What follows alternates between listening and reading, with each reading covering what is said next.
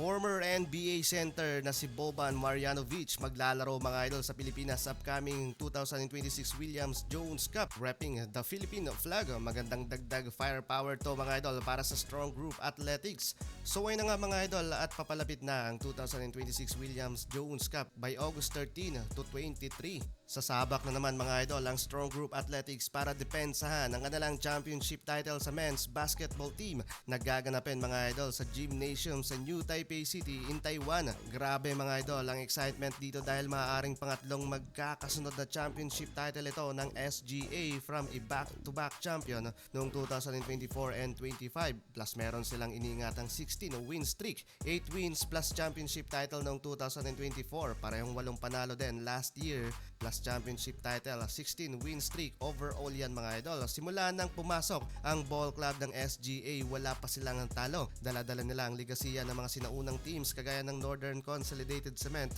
or NCC, San Miguel Beermen, Philippine Centennial Team, Mighty Sports na parehong nakapagtala mga idol ng kampyonato by that time maliban sa Iloilo Volts noong 1999. Nag-withdraw sila mga idol dahil sa insidenteng hindi inaasahan dahil sa pisikalan. Pero ngayon mga idol, pangatlong participation naman ito ng Strong Group Athletics at this time seryoso pa rin sila mga idol na makuha sa pangatlong pagkakataon ng championship title dahil sa kanilang pag-recruit sa 7'4" former NBA big man na si Boban Marjanovic. Malaking bagay yon para sa team dahil sa taas niya mahirap siyang tapatan kapag nakapwesto malapit sa basket. Malakas din mga idol sa post-up, kaya niyang gamitin ang katawan at haba ng braso para makakuha ng mataas na percentage shots. Hindi lang puro lakas mga idol, mahusay din siya sa short range at free throws para sa isang 7'4" center. May napakalaking rebounding presence din.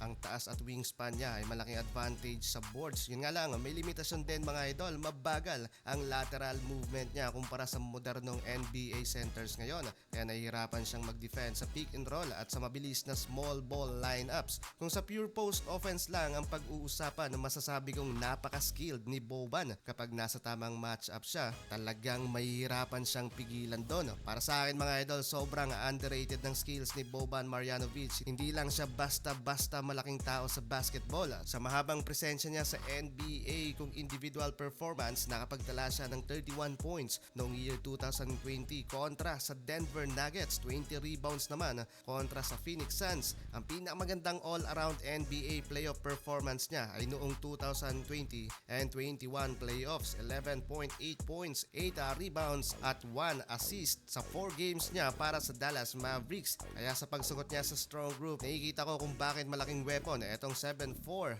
na si Boban kapag nabigyan ng sapat na playing time. So far, siya pa lamang mga idol ang inanunsyo ng SGA na foreign player na makakapaglaro at wala pang official na roster ang ating pambato. Sa iyong opinion mga idol, sino ang gusto mong makita ang maglaro ngayong 2026 Williams Jones Cup? Pakicomment na yan sa ating comment section.